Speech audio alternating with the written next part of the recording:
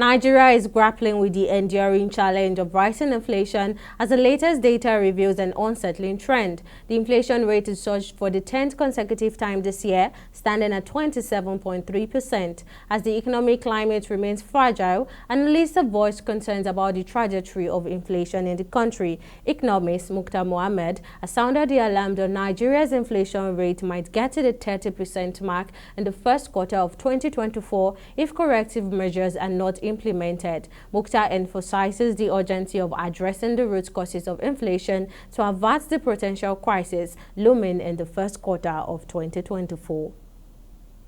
The problem now that we are facing as a nation is because of the exchange rate, and we need to do something fast about it. Otherwise, we might even hit the 30 and above it. So I have an opinion that if we are able to do what we ought to do based on what the government is saying, then definitely we will not hit that inflation at 30%.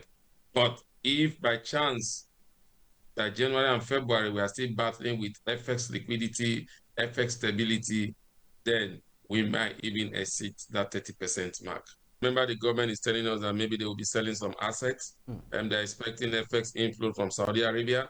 And the Minister of Finance have not told us yet if the $10 billion that was supposed to come in some weeks ago is already here.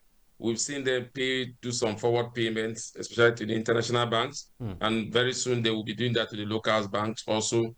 If they're able to clear up the backlog of the FX debt, especially to Nigerian banks, and then also to the airlines that are in Nigeria, and we might see those numbers coming down.